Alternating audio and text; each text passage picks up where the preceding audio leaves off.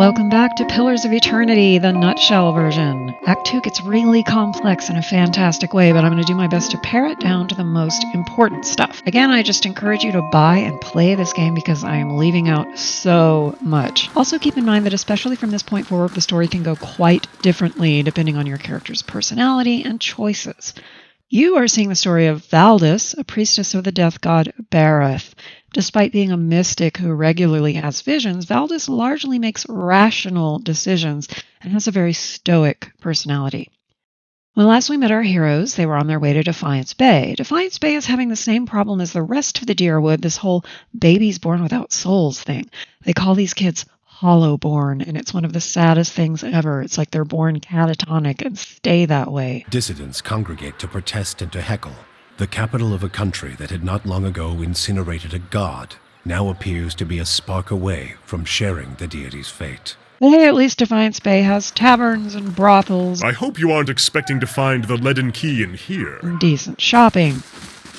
In search of the GBG who triggered our past life awakening, we find our way to the Temple of Woodica, only to find that, like the goddess herself, it's been in ruins for ages.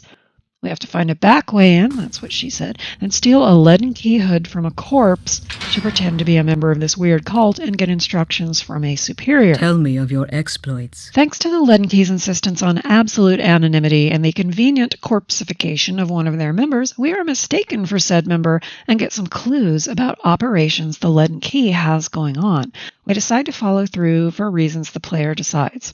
On our way out, since one of the Leaden Key's operations revolves around a sanitarium for people with certain maladies of the soul, Aloth confesses to us what has been pretty obvious all along, that he is also sort of awakened. Not that he became a watcher, but one of his former lives continues to share his body at awkward moments. You cannot wait that older said? I don't want to discuss it. Given that this former life is a rowdy woman named Isilmir, who's spoiling for a fight all the time, this causes problems for our persnickety, dignified little wizard.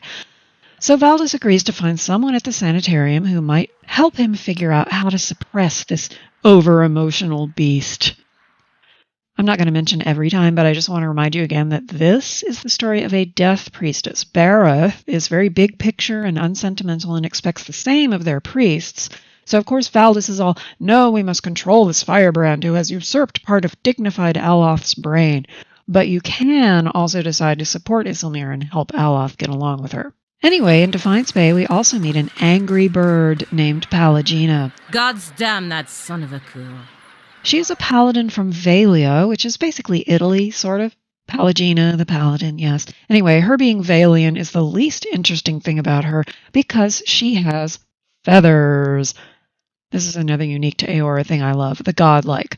Certain rare people of all the sapient races get born looking super weird and showing characteristics of one god or other. So there might be someone touched by Mogren who is all on fire constantly, or someone like my canon watcher here who is a glom felon or pale elf touched by Bareth, the death god. That's why she has a creepy bug-like mask over half her face. Palagina appears to have been touched by Helia, goddess of birds and music and beauty and stuff. Being born touched by a god does not apparently oblige you to care about that god, like, at all. Palagina chooses to ignore the whole thing and just be a paladin for the 5 Dukes of Valia.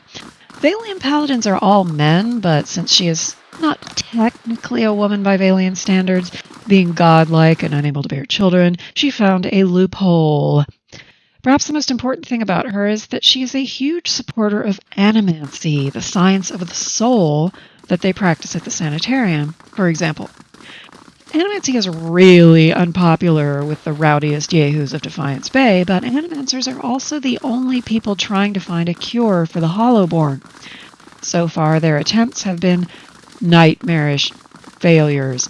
Anyway, we help Palagina out of a situation with the local branch of the Valian Trading Company, and she joins our little team. After doing assorted errands to get ourselves situated in Defiance Bay, we head to the sanitarium to check on the status of a Leaden Key spy we are pretty sure is masquerading as a patient. We find out something absolutely astonishing. The spy we came here looking for is GBG himself, and when we say he's masquerading as a patient, we don't mean he is dressed like sexy David Bowie in Labyrinth or whatever. He apparently has the ability to project his soul into the body of anyone whose soul is weak enough, and also into animantic constructs that are powered by souls. So he has been soul hopping around this place for months, if not years, and deliberately tampering with the experiments they do there to give animancy the worst rep possible. He has made some truly horrific things happen at public animancy demonstrations. Just so awful, child mutilating type awful.